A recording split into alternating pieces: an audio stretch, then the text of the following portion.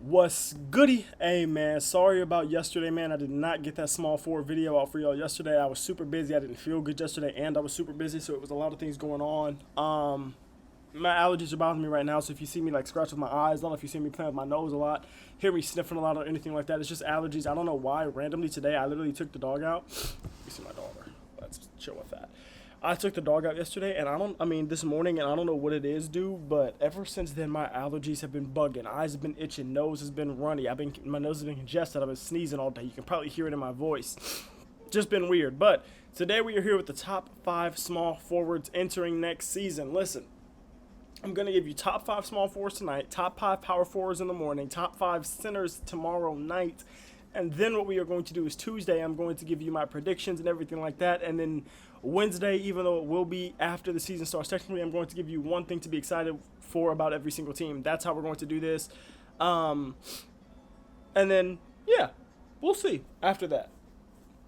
We'll see after that. But yeah, anyways, on to the top 5 small forwards. So I'm going to tell y'all right now, entering as we go into this list, if this was one of the more stacked positions in the league, we have guys like LeBron, KD, and Kawhi that are returning to more full-time three-man roles, whereas last season they were more, well, 2 seasons ago they were more four-mans because of their team construction and everything like that, and the way that this kind of too big thing has kind of been getting back into the league.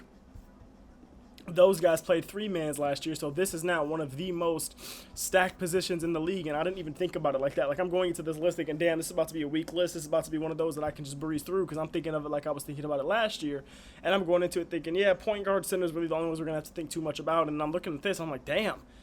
As I was just scrolling through the list of teams in the NBA, I was like, wait, this guy's a 3. This guy's a 3. This guy was like, you know what I'm saying? So we're just going to go ahead and get into it. So, honorable mentions. OG Anunoby. One of the best defenders in the NBA. Last year, he averaged 18, 5, and 2 on 47, 37, 81 splits. He doesn't have a super heavy offensive load like these other guys do, because he's normally like the third or fourth option offensively for his team. But to make up for that, he's got the biggest defensive load of any wing in the NBA. And that's not just because he has to guard the best perimeter player every night, because there are plenty of other wings, there are plenty of other phenomenal defenders in the NBA that have to do that every single night. But it's also because his margin for error, I feel, is smaller than that of any other perimeter defender in the NBA, or at least on a contending team, because he doesn't have a rim protecting big behind him that's there to erase his mistakes. Whereas it's like, sure, Aaron Gordon doesn't have that either, but a lot of times Aaron Gordon might be on that big, and it's like Christian Brown's on the perimeter or something like that. You know what I'm saying? And like it's like there's on these other contending teams, you see where like you'll have a Chet on the back end, you'll have a Rudy Gobert on the back end, you'll have an Evan Mobley and a Jared Allen on the back end. You'll have these guys, and the Knicks just have not had that. Now this year, I think Mitchell Robinson will start more, so I think OG will have that, and I think that'll allow for him to shine even more defensively. But for him to shine as much as he does defensively, and while guarding so many different positions, so many different types of players because of his strength combined with his length and his speed and his athleticism and his quickness and everything like that, it's just insane. And then you think about it like, damn, he has Cat on his back end. So if anything, he's got to protect Cat. He's got to try to make sure that nobody gets to Cat, because as soon as they see Cat at the rim, they're going up. They're going up with it, whether they make it or miss it, and they're making it more times than not. So I just feel that OG doesn't get enough credit, and especially when it comes to all defensive teams or just awards and things like that, I feel like he doesn't get enough credit as he deserves. But I think everybody that watches basketball understands his value, and he's exactly the type of two-way wing that I thought I heard something that every single contending team needs. And like I said, every single person that's really watching the NBA understands this man's value. It's like I said, just unfortunate that this position is so loaded with superstars that there was just way more for me to fit on this list than OG. There was just no way I couldn't put OG above any of these other guys. I couldn't even put him above these other 2 honorable mentions that I have. And the next one is Jimmy Butler, man. To me, he's always been such a weird player to rank because he's like, he plays so differently in the playoffs than he does in the regular season. But I think with his performance in the playoffs last year, there was not even a debate for him to be in my top 5, because I felt that he honestly underperformed, especially when Steph Curry went out in the playoffs last year. Last year, he averaged 17, 5, and 5 on 50, 30, 84 splits. His on-off numbers kind of were trash for everything offensively besides his free throw rate, which we knew was going to be super high. But then you go to the defensive side, and all of his on-off numbers are positive besides his effective field goal percentage allowed, which was, I don't remember exactly how negative it was, but I remember it was in the blue, which means it was negative on cleaning the glass. He's getting older, and I think that's pretty obvious when you watch him play. But I think you do also have to remember, and you have to ensure that you don't let the recency bias of the playoffs cloud your judgment too much, because you have to remember how good Golden State was when him and Steph were both playing versus how bad they were before Jimmy got there. And the numbers with Jimmy on the court were the best numbers the team had, and that's when you include Jimmy's numbers with Steph Curry and Steph Curry's numbers without Jimmy. Jimmy's numbers when he was on the court by himself for a lot of those times entering the playoffs, and even in the playoffs, the numbers were better with just him on the court sometimes. Now, obviously, I'm not saying Jimmy's a better player than Steph Curry or anything like that, but what I am saying is that you do have to kind of recognize that he was valuable for that team, and I think you do also have to remember that he's still a very good defender. He's a very cerebral player, and he can go get a bucket at basically any time you need one, because even if he can't kill the defense, even if he can't hit a three, even if he can't get a bucket in a conventional way, he's going to get to the free throw line, and nobody's going to get to the line and get as many free points as him, at least no other small forward in the league. He is the best small forward in the league at getting to that line and then converting those opportunities, because he knows what to do. He knows how to use his body, pause, to get to the line and to say, okay, even if I can't get a bucket here, I'm going to make sure that I put my team in the best position for me to get a bucket by getting to the free throw line. And I think that that's a super impressive thing for him to be able to do. In the playoffs in the second round, I felt, again, as if he disappointed majorly when Steph went down. It literally, against Minnesota, it literally looked like he was just any other role player. I think if you were watching those games, you would agree with me that Kuminga looked better finishing out the rest of that series after Steph went down than Jimmy Butler did, and I think that's super, super concerning as a Warriors fan. However, you do have to give him a bit of a pass. At least I'm going to give him a little bit of a pass, because I feel as if a lot of that could have been due to that tailbone injury he got against Houston. And then you also have to remember, like I said, Golden State doesn't get nearly as far as they did last year without Jimmy being the phenomenal number 2 guy that he was for the entirety of his time at Golden State that he's been there in these few months. And I think Jimmy Butler could have a very, very good year with Golden State that could see people looking at him as like, oh yeah, Jimmy Butler's still a super good player. We still respect him. He's still this guy, and we're interested to see in the playoffs if he can really propel himself to that next level if he's fully healthy. Now, my final honorable mention, Franz Wagner. And I'm going to be honest with you, I'm not the biggest Franz guy in the world, but I do have to recognize that he's still one of the best number 2 options in basketball. And on this list especially, there were a lot of guys that were just like some of the best number 2 options in the league. And Franz is a guy that's super talented. He averaged 24, 6, and 5 on 46, 29, 87 splits. And the on-off numbers love Franz, besides the fact that he doesn't generate enough offensive boards, especially for his size, which is fine because it's not like he's playing the 5-man or something. You know what I'm saying? He's a solid defender, and the on-off numbers love him there, but there's just 2 major flaws to his game that kind of keep me from being like the biggest Franz supporter, the biggest Franz fan right now. First, his 3-point shooting. I think that's my problem with his actual just like game on the court, because he's only ever had 1 year above 36%, and he hasn't hit 30% since his sophomore season. Mind you, he's entering his 5th year in the league right now. And while I do think this is something that can be overcame with team building and stuff like that, I do think that this is something that's always a concern, especially in today's NBA.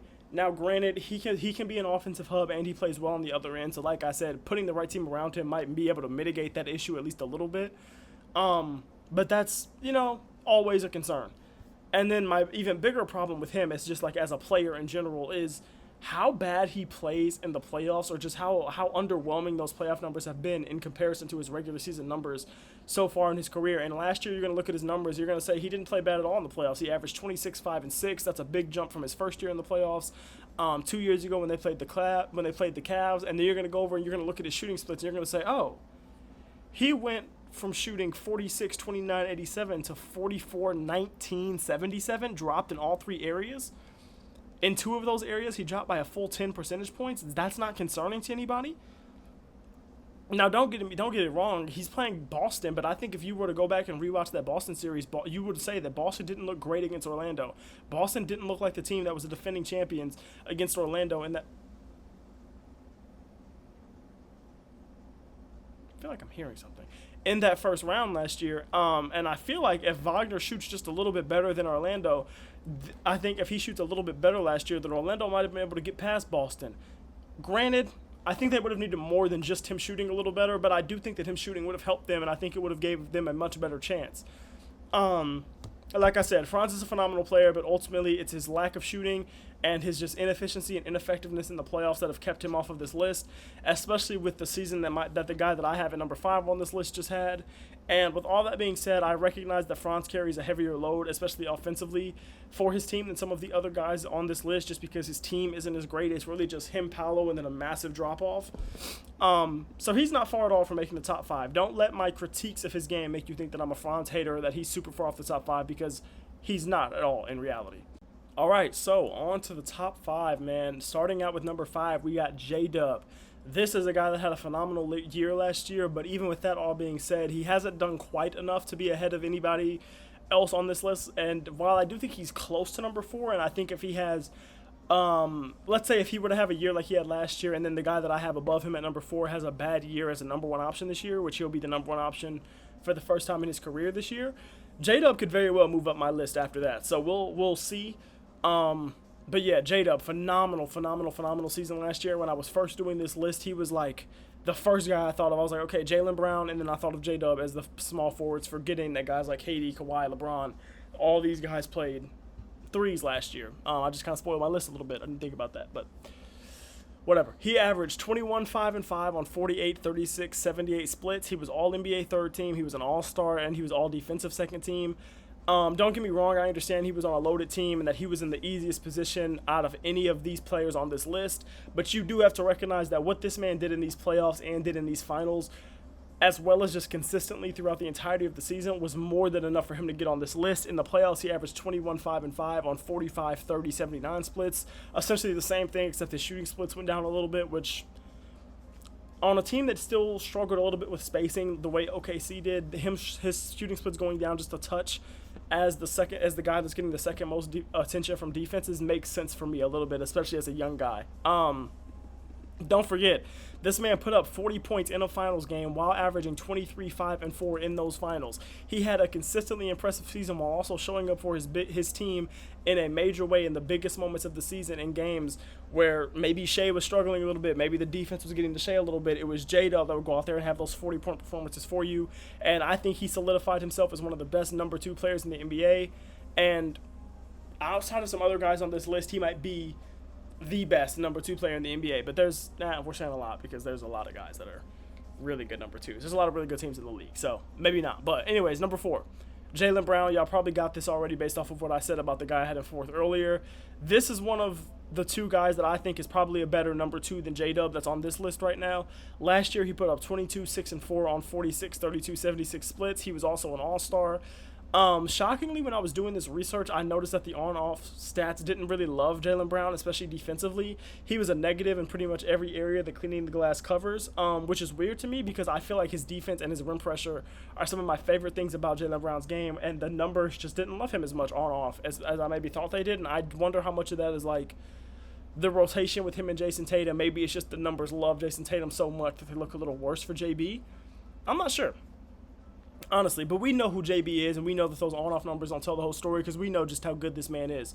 He's been the second best player on the team that has consistently been a contender for years and years, and a team that won a championship. Mind you, he won the Finals MVP, and that was just last season. This season, I think, is going to tell me and a lot of other people a lot about Jaylen Brown because it's his first season as him as a number 1 option, and I'm personally not the biggest believer in him as a number 1 option. I think a lot of people are still high on the Celtics, and I'm not completely off of the Celtics.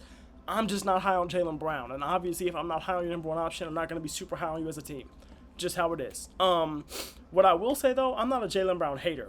If he has a good year as an efficient scorer while being an elite 2-way number 1 option for the Celtics, and let's say they make the play-in, or they're fighting for a play-in / number 7, number 6 seed spot, he'll move up my list probably. I worry about his playmaking, his ball handling, and his 3-point shooting, though. So that's kind of a lot to worry about for me, especially offensively for a guy that's supposed to be your number 1 option going into a season, so that's why he's kind of a little bit lower on this list, and that's why I said J-Dub very well could go past him on this list if he has an underwhelming season like I think he will as the number 1 option in Boston. Number 3, I have Kawhi Leonard, and I will say this is a weird one. Kawhi only played 37 games last year, and he's potentially facing a suspension heading into this season. But I will say, because he played towards the end of the season and played in the playoffs, and because there has not been any suspension handed down on him yet, he's going to make my list because I'm a huge Kawhi fan, and I think Kawhi is talented enough and has done enough in this league to just make your list when he's playing. Last year, he averaged 21, 6, and 3 on 50, 41, 81 splits. In the playoffs, he went up to 25, 8, and 5 on 54, 40, 78 splits. He only had one crazy good, like Kawhi robot, 12 for 14 type of game in the playoffs, but he was still a super good player in that 7-game series against Denver. He took a very, very good Denver team to 7 while being the best player on that Clippers team, and I understand that you're hearing my argument for Kawhi. You're saying it's not super strong. He didn't play a ton of games. His stats aren't like the craziest out of anyone here.